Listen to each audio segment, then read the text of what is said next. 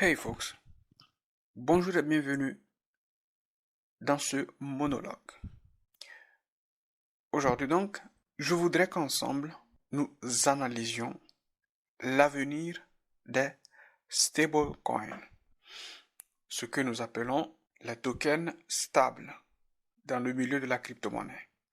Déjà, commençons par définir ce qu'est un token stable, un stablecoin. Eh bien, c'est généralement un token qui est arrimé à une valeur stable dans la vie réelle. Exemple, lorsque nous prenons en considération le DAI. Le DAI, c'est le token stable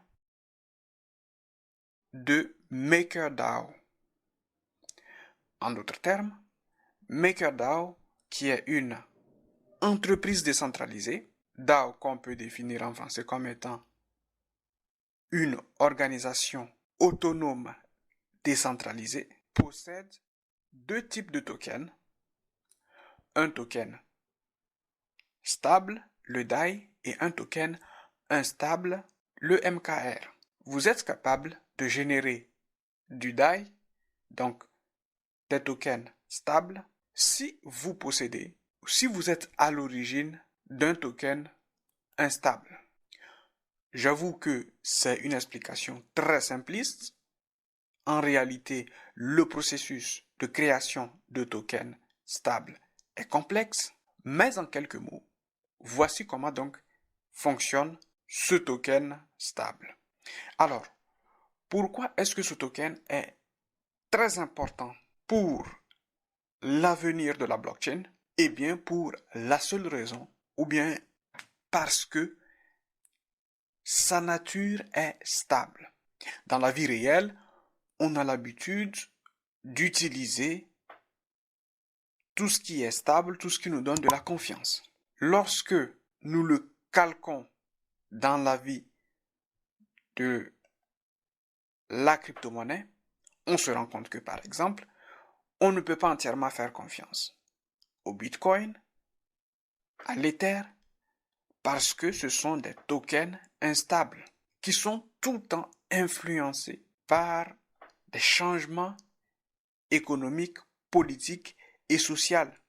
Les tokens stables, les stablecoins, ont cette particularité de pouvoir donner de la confiance à la fois aux entreprises qui peuvent déjà les utiliser, mais également aux personnes physiques, aux individus qui ont pour mission ou bien qui l'utilisent pour faire des achats, des transactions, etc. Mais pourquoi donc ce token stable est super important? Eh bien parce que dans l'avenir, nous allons voir de plus en plus d'entreprises sur la blockchain. Parce que avec ce qu'on appelle les contrats intelligents, donc des sortes de programmes contenant du code programmé pour s'exécuter automatiquement, eh bien, ces entreprises, ça pourrait, aujourd'hui, nous parlons simplement des entreprises autonomes décentralisées, les DAO, mais demain, ça pourrait être un modèle d'entreprise de SAS ou de SARL ou de SA ou une autre forme d'entreprise qui n'est pas encore née, mais qui aura le besoin de stabiliser la valeur qu'elle produit dans la vie réelle. C'est, je pense, la principale raison pour laquelle il ne faut pas confondre un stablecoin d'une monnaie fiat émise par un État. Par contre, on peut soutenir théoriquement que les monnaies stables émises par les États, donc les monnaies fiat, auront pour rôle de protéger la valeur des monnaies stables provenant ou produites dans leur zone d'influence. En d'autres termes, aujourd'hui par exemple, en Afrique, nous avons un problème de financement de start-up. Or, l'Afrique est la plus jeune économie au monde, donc elle est la plus mouvante. même si elle n'est pas encore la plus solide. Et donc, il y a un besoin, entre guillemets, violent de liquidité pour développer des startups.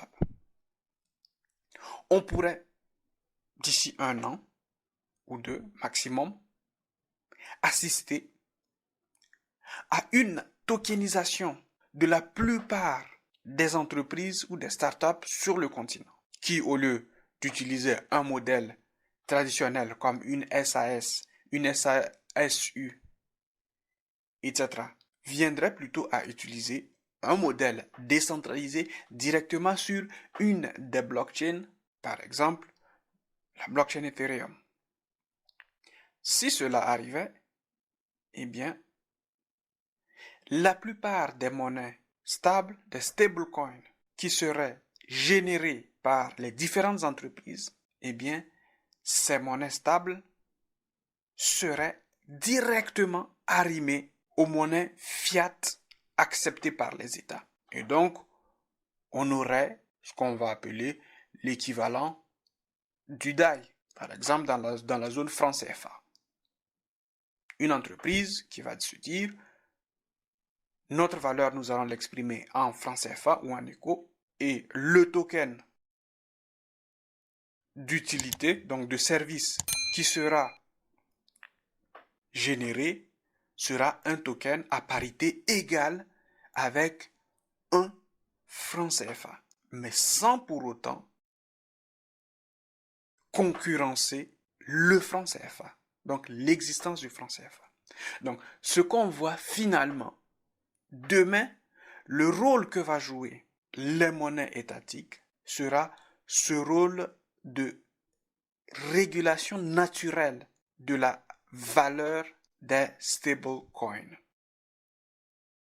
Et donc, quand je vois les autorités américaines accepter que des stablecoins se développent, c'est pour moi un signe de changement dans la façon de percevoir et de créer de la valeur et de la matérialiser.